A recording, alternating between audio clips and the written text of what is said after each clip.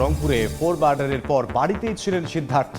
শরীরে আঁচড় দেখে সন্দেহের ভিত্তিতে গ্রেফতার। প্রকৃত কারণ উদ্ঘাটনের দাবি, মামলার তদন্ত ডিবিতে। লক্কর ঝক্কর মাইক্রোবাসই এখন অ্যাম্বুলেন্স, নেই পর্যাপ্ত চিকিৎসা সরঞ্জাম, ইচ্ছে মতো ভাড়া আদায়ের অভিযোগ। রংপুরে রোগীর অসহায়ত্ব পুঁজি করে রমরমা বাণিজ্য। জনবল সংকটে 3 বছর বন্ধ অপারেশন থিয়েটার। দিনাজপুরের বিরামপুর স্বাস্থ্য কমপ্লেক্সে ব্যাহত স্বাস্থ্যসেবা। লোকবল চেয়ে মন্ত্রণালয়ে চাহিদাপত্র। নির্ধারিত সময় শেষ হওয়ার আগেই বন্ধ ধান চাল সংগ্রহ। বিপাকে গাইবান্ধার কৃষক, সুবিধা লুটছে পাইকার ফড়িয়া। কর্তৃপক্ষের নির্দেশই সিদ্ধান্ত, বলছে খাদ্য বিভাগ। এবং ঠাকুরগাঁওয়ে সড়কের উপর তারের ছড়াছড়ি, বিদ্যুতের সঙ্গে পেঁচিয়ে আছে ডিশ ও ইন্টারনেটের সংযোগের কেবল। প্রায় ঘটছে অগ্নি দুর্ঘটনা, দ্রুত অপসারণের আশ্বাস নেসকোর।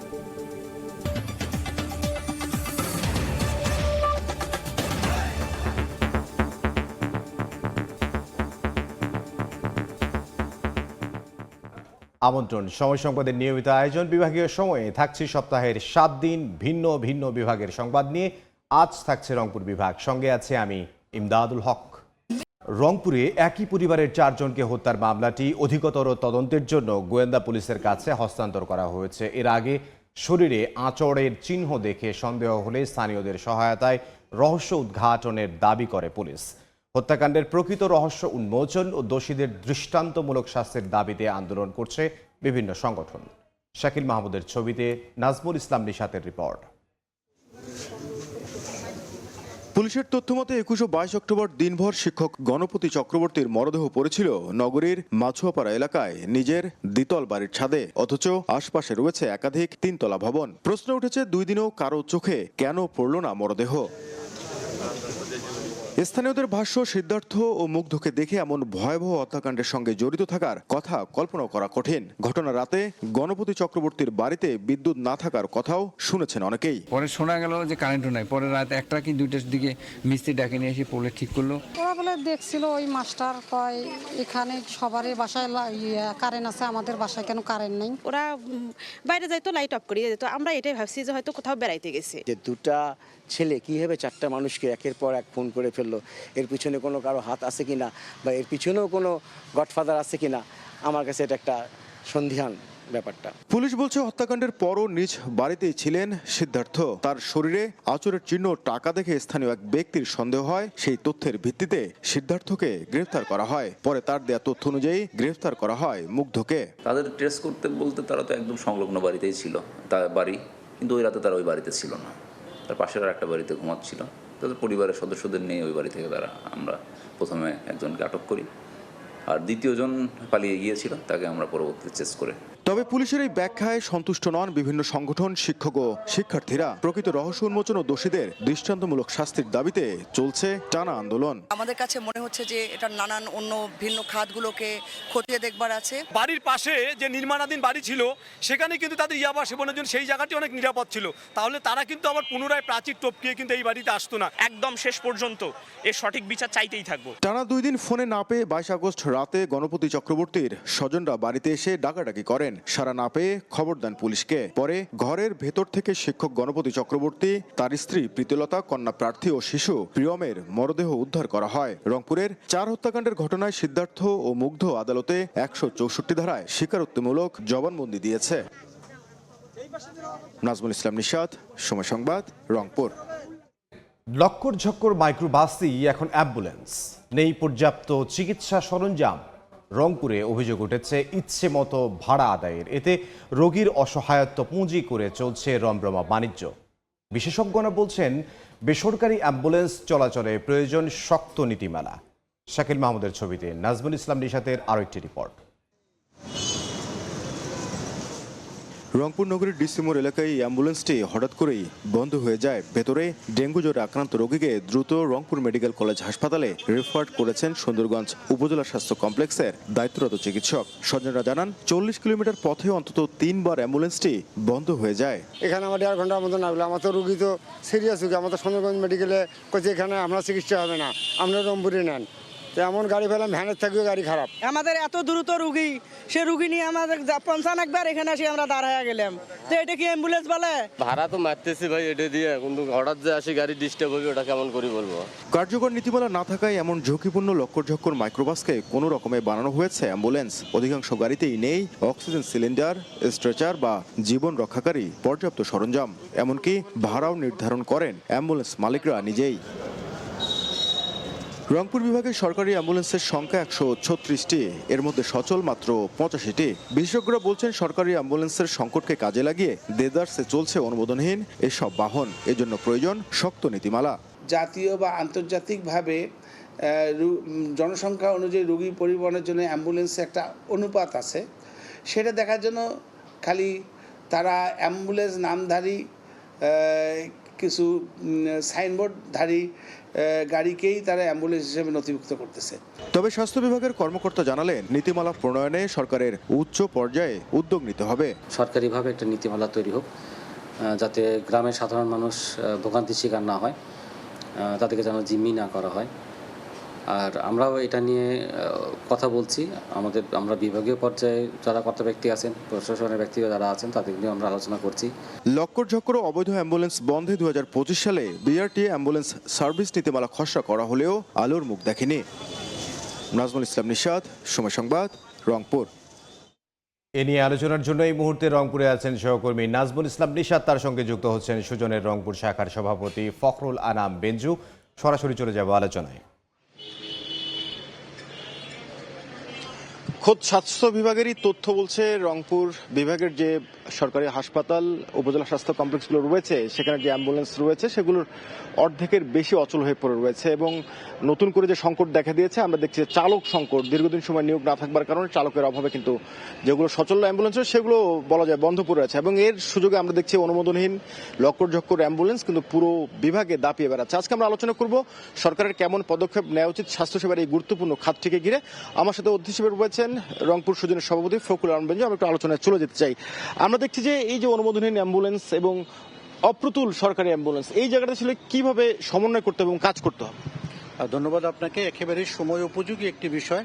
রংপুর একটা স্বাস্থ্য নগরী এবং স্বাস্থ্য সেবার একটা হাব বটে, কিন্তু দুর্ভাগ্যজনক হলো সত্য, আপনি যেটা প্রশ্নে বলেছেন, যে আসলে উপজেলা থেকে শুরু করে আমাদের জেলা পর্যন্ত যে স্বাস্থ্য কমপ্লেক্সগুলো আছে এবং প্রাইভেট এবং বেসরকারি যে ক্লিনিকগুলো আছে, সেই ক্লিনিকগুলোতে সরকারের নির্দেশনা অনুযায়ী স্বাস্থ্য মন্ত্রণালয় এবং অধিদপ্তরের কিন্তু একটা নির্দেশনা আছে যে একটা অ্যাম্বুলেন্স তৈরি করতে গেলে সেখানে কোন কোন ধরনের সেট আপগুলো থাকা এমার্জেন্সি।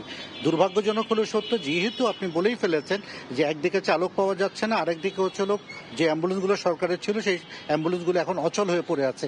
এই সুযোগটা নিয়েছে রংপুরের এবং রংপুর অঞ্চলের এক ধরনের সাবধাননেশী মহল, এক ধরনের একটা সিন্ডিকেট এই সুযোগটা নিয়েছে। একেবারেই বলা চলে যে লক্কর ঝক্কর একটা মাইক্রোবাস, সেই মাইক্রোবাসটার ভিতরে একটা ছোট একটা স্ট্রেচার ঢুকাই দিলেন, আর একটা হলো ছোট অক্সিজেন সিলিন্ডার বসিয়ে দিলেন, বাইরে লিখে দিলেন যে অ্যাম্বুলেন্স। তো এই ব্যাপারে কিন্তু মনে হয় যে বিশেষ করে যারা হার্টের রোগী বা অন্য যে এমার্জেন্সি রোগী যেগুলো আছে, বিশেষ করে প্রেগনেন্সি টাইমে মেয়েরা যে অসুবিধাটার মধ্যে পড়ে, তাদেরকে কিন্তু সাপোর্ট দেওয়ার জন্য এই অ্যাম্বুলেন্সগুলো আসলেই কোনোভাবে একদিকে তো সেবা দিতে পারছে না, আর একদিকে স্বাস্থ্য ঝুঁকির মধ্যে এবং জীবন ঝুঁকির মধ্যে পড়ছে। এই জায়গাটায় স্বাস্থ্য অধিদপ্তর এবং মন্ত্রণালয়ের রংপুরের জন্য আমরা আশা করব, রংপুর মেডিকেল কলেজের দায়িত্ব নিয়েছেন আমাদের এই অঞ্চলেরই মন্ত্রী, উনি এখন সভাপতির দায়িত্ব পালন করছেন। এই জায়গাটা মনিটর হওয়া দরকার, সিভিল সার্জনের মনিটর হওয়া দরকার। একটি বিষয় একটু আপনার কাছে জানতে চাই, যে এটা একটি শক্ত নীতিমালা হওয়া উচিত কিনা, কারণ সরকারি অ্যাম্বুলেন্সের ক্ষেত্রে কিন্তু একটি মাইলেজ অনুযায়ী একটি ভাড়া নির্ধারণ করা আছে, কিন্তু বেসরকারি যে অ্যাম্বুলেন্সগুলো রয়েছে সেক্ষেত্রে কিন্তু কোনো ভাড়া নেই, এবং আমরা দেখি এই জায়গাতেই সিন্ডিকেটটা কাজ করে। এই জায়গায় একটি শক্ত নীতিমালা প্রণয়ন।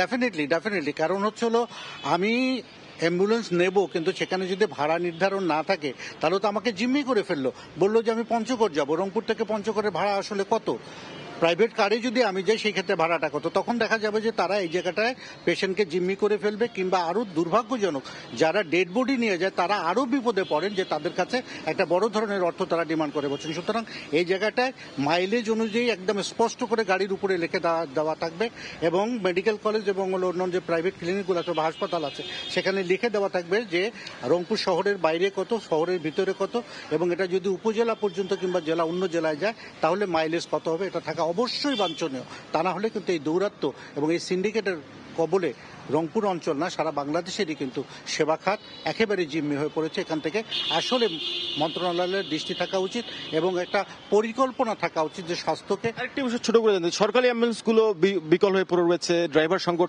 এই জায়গায় গুরুত্ব দিতে হবে কিনা? ডেফিনেটলি, কারণটা হচ্ছে একটা নতুন অ্যাম্বুলেন্স কিনতে যে টাকাটা খরচ হবে, সেই জায়গাটায় একটা পুরনো অ্যাম্বুলেন্স যেটা এখন আছে সেটা যদি আমার 50 বা 1 লাখ টাকা খরচ করে যদি সেটাকে সচল করা যায়, তাহলে কেন করবেন না? আসলে এই জায়গাটায় তদারকির অভাব এবং হচ্ছে মানুষের দায়বদ্ধতার অভাব। কারণ সরকারি কর্মচারী, সরকারি প্রতিষ্ঠানগুলো মনে করে যেটা জনগণের সম্পদ, এটা নষ্ট হলে কিছু যায় আসে না, কিন্তু প্রকারান্তরে কিন্তু ঘুরে জনগণের অর্থ ব্যয় হচ্ছে এবং জনগণের ট্যাক্সের টাকা দিয়ে কিন্তু এই জিনিসগুলো কেনা, সেই জায়গাটা কিন্তু অর্থ অপচয় হচ্ছে, সেবা নিশ্চিত হচ্ছে না।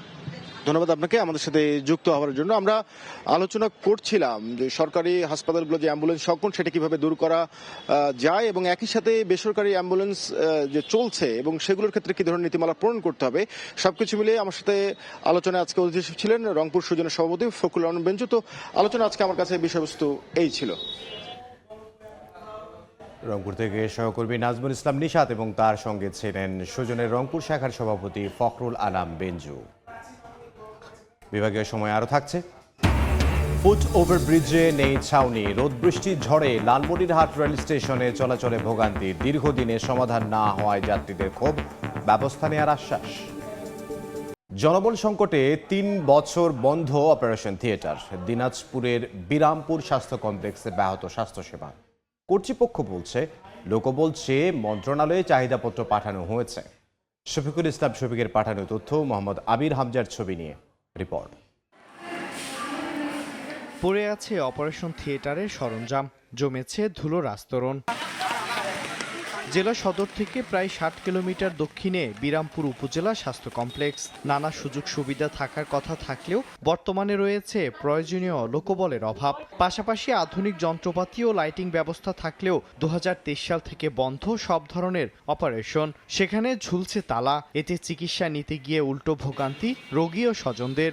ডাক্তার ছাড়া নার্সরা কোনো চিকিৎসা দিতে পারছে না, এমন সমস্যা হয়ে যাচ্ছে যে রোগী সিরিয়াস হয়ে যাচ্ছে। যদি এখানে অপারেশনের ব্যবস্থা হতো, যে মেয়েগুলা নর্মালে বাচ্চা হচ্ছে না, গরিব মানুষ সেগুলা যদি এখানে সিজারে হইতো তাহলে সুবিধা হতো। একটা সরকারের কাছে আমাদের নিবেদন, যেখানে আরো অতিরিক্ত কিছু ডাক্তার দিলে আমাদের সুবিধা হতো। পুরো লেবার ওয়ার্ডটা আমাদেরকে 4 জন দিয়ে ম্যানেজ করতে হয়। পরিচ্ছন্ন কর্মী নাই, আমাদের ওয়ার্ড বয় সংকট, আমাদের আয়া সংকট, আর এরা ছাড়া তো হসপিটাল পরিষ্কার রাখাও সম্ভব হয় না। এদিকে হাসপাতাল কর্তৃপক্ষ বলছে প্রয়োজনীয় লোকবল চাওয়া হয়েছে, জনবল পেলেই দ্রুত ওটি চালু ও সব সমস্যার সমাধান হবে। কিছুদিন আগেও আমরা এর জন্য চাহিদা পত্র পাঠিয়েছি যেন আমাদেরকে দ্রুত জনবলগুলো নিয়োগ দেওয়া হয় এবং এই স্বাস্থ্যসেবাটাকে যাতে সুন্দরভাবে আমরা পরিচালনা করতে পারি। 50 শয্যার হাসপাতালটিতে 11 জন কনসালটেন্ট থাকার কথা থাকলেও বর্তমানে আছেন মাত্র 2 জন। এছাড়া 18 জন মেডিকেল অফিসারের বিপরীতে কর্মরত আছে 7 জন। সময় সংবাদ, হিলি। নির্ধারিত সময় শেষ হওয়ার আগেই বন্ধ ধান চাল সংগ্রহ, বিপাকে গাইবান্ধার কৃষক, সুবিধা লুটছে পাইকার ফড়িয়া। খাদ্য বিভাগ বলছে কর্তৃপক্ষের নির্দেশেই নেওয়া হয়েছে এমন সিদ্ধান্ত। সোহেল রানার ছবিতে বিপ্লব ইসলামের রিপোর্ট। খাদ্য গুদামের সামনে মাথায় হাত দিয়ে বসে কৃষক, কষ্ট করে ধান নিয়ে গিয়ে বিক্রি করতে পারেননি তিনি। সরকারিভাবে 25 মে থেকে শুরু হয়ে আগামী 31 আগস্ট পর্যন্ত ধান চাল সংগ্রহ করার কথা গাইবান্ধা জেলার খাদ্য গুদামগুলোর, কিন্তু গুদামগুলোতে ধারণ ক্ষমতা ফাঁকা থাকা সত্ত্বেও 9 আগস্ট থেকে ধান কেনা পুরোপুরি বন্ধ করে দিয়েছে কর্তৃপক্ষ। এতে বিপাকে পড়েছেন জেলার প্রান্তিক কৃষকরা। গোলায় উদ্বৃত্ত ধান থাকলেও সরকারি গুদামে তা বিক্রি করতে পারছেন না তারা, বাধ্য হয়ে তাই ধর্ণা দিতে হচ্ছে স্থানীয় পাইকারদের কাছে।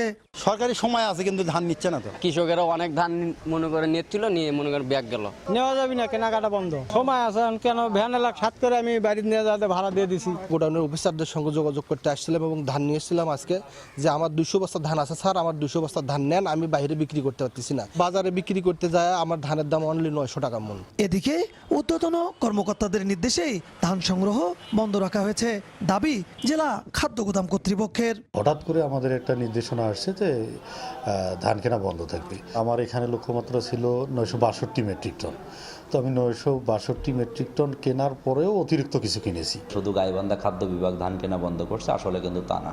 এটা সারা বাংলাদেশে এই মুহূর্তে ধান কেনা বন্ধ আছে। সরকার যদি এটা আবার চালু করে বা আমাদের নির্দেশনা দেয়, আমরা নির্দেশনা মোতাবেক আবার ধান কেনা শুরু করবো। এটা নিয়ে আমাদের কোনো আপত্তির জায়গা নাই। এখন পর্যন্ত খাদ্য গুদামগুলোতে সংগ্রহ করা হয়েছে 14,396 মেট্রিক টন ধান, আর কৃষকদের কাছে উদ্বৃত্ত রয়েছে 98,000 মেট্রিক টন ধান। বিপ্লব ইসলাম, সময় সংবাদ, গাইবান্ধা। বিভাগের সময় আরও থাকছে। আমনাবাদে ব্যস্ত কুড়িগ্রামের চরাঞ্চল, সার সেচে বাড়তি ব্যয়, জ্বালানি সহ কৃষি উপকরণের দাম কমানোর দাবি। পাট চাষ করে হতাশ রংপুরের কৃষক, মিলছে না কাঙ্ক্ষিত দাম। ঠাকুরগাঁওয়ে সড়কের উপর তারের ছড়াছড়ি, বিদ্যুতের সঙ্গে পেঁচিয়ে আছে ডিশ ও ইন্টারনেটের সংযোগের কেবল। এতে প্রায়ই ঘটছে আগুনের মতো দুর্ঘটনা। তবে দ্রুত অপসারণের আশ্বাস নেসকোর। রুবেল ইসলামের ছবিতে জিয়াউর রহমান বকুলের রিপোর্ট। শহরের বিভিন্ন আঞ্চলিক সড়ক ও প্রধান সড়কের উপর দিয়ে টানা হয়েছে বিদ্যুতের তার। আবাসিক ও বাণিজ্যিক প্রতিষ্ঠানে সংযোগ দিতে সড়কের উপর দিয়ে অল্প উচ্চতায় ঝুলিয়ে রাখা এসব তারে বাড়ছে দুর্ঘটনার ঝুঁকি। আবারও কোথাও কোথাও সড়কের উপর দাঁড়িয়ে রয়েছে বিদ্যুতের খুঁটি। ঠাকুরগাঁও জেলা শহরের নরেশ চৌহান সড়ক, north circular road, college road সহ গুরুত্বপূর্ণ সড়কের চিত্র এমন। সামান্য উচ্চতায় টানা বিদ্যুতের তারের কারণে যানবাহন চলাচলে বিঘ্ন হচ্ছে। পাশাপাশি বিদ্যুতের খুঁটি সহ বিভিন্ন স্থানে স্তূপ করে রাখা বিদ্যুতের তারে মাঝে মধ্যেই ধরছে আগুন। দ্রুত ব্যবস্থা না নিলে বড় ধরনের অগ্নিকাণ্ড সহ দুর্ঘটনার শঙ্কা করছেন স্থানীয়রা। তারগুলো এমন ভাবে দিয়েছে, তারা বড় গাড়িগুলো যেতে পারছে না। ট্রাকের মালের সাথে তারগুলো লেগে ছিঁড়ে যায়। এখানে মাঝে মাঝে আগুন ধরতেছে এবং এটা আমাদের জনজীবনের জন্য একটা দুর্ভোগের শিকার হচ্ছে আমরা। ঝুলন্ত বিদ্যুতের তারে ঝুঁকির কথা স্বীকার করে দ্রুত সরিয়ে নেওয়ার আশ্বাস দিয়েছে নেসকো। লিঙ্ক রাস্তা বলেন, ছোট ছোট রাস্তা, এগুলো আসলে দুই পাশে করা সম্ভব হয়নি, যার কারণে এক পাশ থেকে যখন উপর পাশে নিয়ে গেছে সার্ভিসটা দেখা গেছে যে অনেকেরই একটু কি হয়েছে, ডাউন হয়ে গেছে। এগুলো আমরা দেখে দেখে রেনোভেশন করার চেষ্টা করতেছি। নেসকোর তথ্য মতে জেলায় আবাসিক ও বাণিজ্যিক পর্যায়ে প্রায় 40,000 গ্রাহক রয়েছে। জিয়াউর রহমান বকুল, সময় সংবাদ, ঠাকুরগাঁও। ফুট ওভার ব্রিজে নেই ছাউনি, এতে রোদ বৃষ্টি ঝড়ে লালমনিরহাট রেল স্টেশনে চলাচলে ভোগান্তিতে পড়েছেন যাত্রীরা। দীর্ঘদিন সমাধান না হওয়ায় ক্ষোভ তাদের, তবে ব্যবস্থা নেওয়ার আশ্বাস কর্তৃপক্ষের। সোফিয়ান আল হাসানের পাঠানো তথ্য ও আমিনুল ইসলামের ছবি নিয়ে report. Lalmonirhat junction railway station, এখানে প্রতিদিন যাতায়াত করেন হাজার হাজার যাত্রী, কিন্তু স্টেশনের প্ল্যাটফর্মগুলোকে সংযুক্ত করা ফুটওভার ব্রিজটিতে নেই কোনো ছাউনি। সামান্য বৃষ্টি কিংবা কড়া রোদে যাত্রীদের পোহাতে হচ্ছে চরম ভোগান্তি। সবচেয়ে বেশি কষ্টে পড়েন অসুস্থ রোগী, নারী ও শিশু যাত্রীরা। বারবার সংশ্লিষ্ট কর্তৃপক্ষকে জানানো হলেও কোনো সমাধান না হওয়ায় ক্ষোভ প্রকাশ করেন যাত্রীরা। বৃষ্টি হলেও সমস্যা, রোদ হলেও সমস্যা। প্রত্যেকদিন রোদের কারণে দেখা যায় অবস্থা খুবই খারাপ হয়ে যায়। এমনিতেই তাপদাহ, তারপরে মনে করেন যে ছাউনি নেই। যাত্রীদের সহজে যাতায়াতের জন্য এই ছাদটা দেওয়া আসলে খুবই প্রয়োজন। সরকার যেন এটার উপর একটা ছাউনির ব্যবস্থা তাড়াতাড়ি করে। তবে ছাউনি নির্মাণের জন্য প্রয়োজনীয় ব্যবস্থা নেওয়ার আশ্বাস রেলওয়ে কর্তৃপক্ষের। সংশ্লিষ্ট বাজেট না পাওয়ার কারণে মূলত কাজটা ডিলে হয়েছে, তবে আশা করতেছি কাজটা হবে, দ্রুতই হবে। ব্রিটিশ আমলে নির্মিত ছাউনিবিহীন ওভারব্রিজটি 467 ফুট দীর্ঘ ও 6 ফুট চওড়া লোহা ও কংক্রিটের তৈরি। সময় সংবাদ, লালমনিরহাট। আমনাবাদে ব্যস্ত কুড়িগ্রামের চরাঞ্চলের কৃষক, তবে সার ও সেচে বাড়তি ব্যয়ে দুশ্চিন্তায় রয়েছেন তারা। জ্বালানি সহ কৃষি উপকরণের দাম কমানোর দাবি তাদের। বাদশা সৈকতের পাঠানো তথ্য, জামিন মিয়ার ছবি নিয়ে রিপোর্ট। ডিজেল চালিত স্যালো মেশিনে সেচ হাল চাষের পর জমিতে আমন চারা লাগাতে ব্যস্ত কৃষক। তবে বৃষ্টির অভাব ও শেষ সময়ে বন্যার শঙ্কায় অনাবাদি পড়ে আছে শত শত হেক্টর জমি। আমন চারা লাগানোর উপযুক্ত সময় মধ্য জুলাই থেকে মধ্য আগস্ট পেরিয়ে গেলেও এখনও জমিতে চারা লাগাচ্ছেন কুড়িগ্রামের ওপর দিয়ে প্রবাহিত ব্রহ্মপুত্র, ধরলা ও তিস্তা সহ 16 নদ নদীর অববাহিকার কৃষকরা। আগামী সেপ্টেম্বর পর্যন্ত বন্যার সম্ভাবনা থাকলেও জীবন জীবিকার তাগিদে ঝুঁকি নিয়ে আমন আবাদ শুরু করছেন কৃষকরা। বন্যা হলে এই জমির মধ্যে কোনো কিছু হবে না। সারের দাম বেশি, তেলের দাম বেশি, ধানের তো দামই নেই। সরকার যদি কিছু করতো, হত্তকের ব্যবস্থা করতো, তাই আমাদের ভালো হইতো। কৃষকরা জানান বাজারে উচ্চ মূল্যে সার, তেল, কীটনাশক সহ অন্যান্য কৃষি উপকরণ কিনে চাষাবাদ করলেও বাজারে ধানের উপযুক্ত মূল্য না পেয়ে ক্ষতিগ্রস্ত হচ্ছেন তারা। এজন্য কৃষকদের টিকিয়ে রাখতে ভর্তুকি ও উৎপাদন খরচ সমন্বয় করে ধানের ন্যায্য মূল্য নির্ধারণ করার দাবি তাদের। টাকা পয়সা সব মূল্য ধ্বংস, আর সার তো পাওয়া যাচ্ছে না, সারের দাম অনেক বাড়তি। সরকারের কাছে আমার দাবি, জিনিসের দাম কমে দিবে, ধানের দাম বাড়ে দিবে, আমার লাভ হবে। সরকার যদি চাইতো তো কৃষকের একটু কিছু করতে পারতো।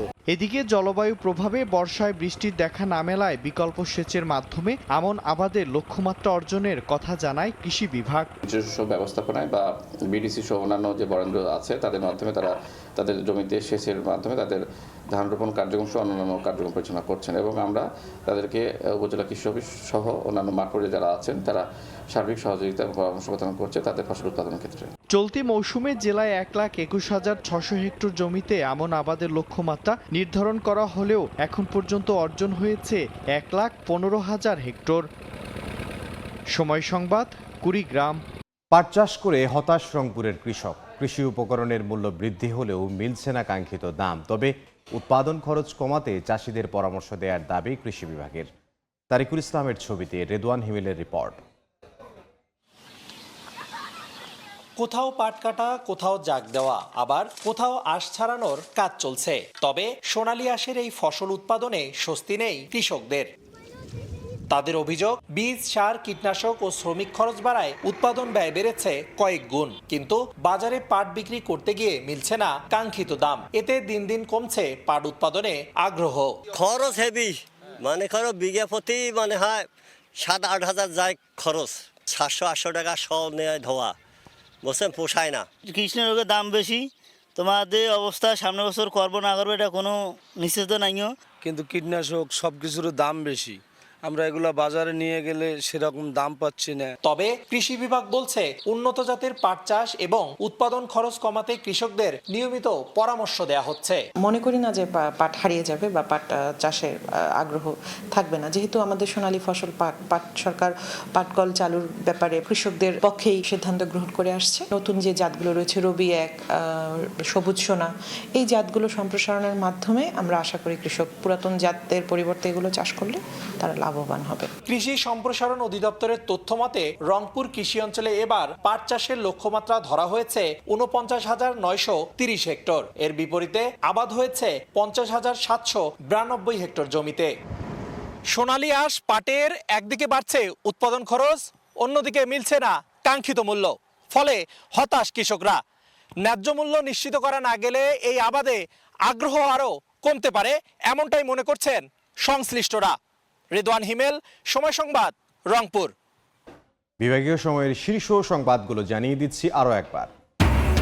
রংপুরে 4 মার্ডারের পর বাড়িতেই ছিলেন সিদ্ধার্থ। শরীরে আঁচড় দেখে সন্দেহের ভিত্তিতে গ্রেফতার। প্রকৃত কারণ উদ্ঘাটনের দাবি। মামলার তদন্ত ডিবিতে। লক্কর ঝক্কর মাইক্রোবাস দিয়ে এখন অ্যাম্বুলেন্স। নেই পর্যাপ্ত চিকিৎসা সরঞ্জাম, ইচ্ছে মতো ভাড়া আদায়ের অভিযোগ। রংপুরে রোগীর অসহায়ত্ব পুঁজি করে রমরমা বাণিজ্য। এবং জনবল সংকটে 3 বছর বন্ধ অপারেশন থিয়েটার। দিনাজপুরের বিরামপুর স্বাস্থ্য কমপ্লেক্সে ব্যাহত স্বাস্থ্যসেবা। লোকবল চেয়ে মন্ত্রণালয়ের চাহিদাপত্র।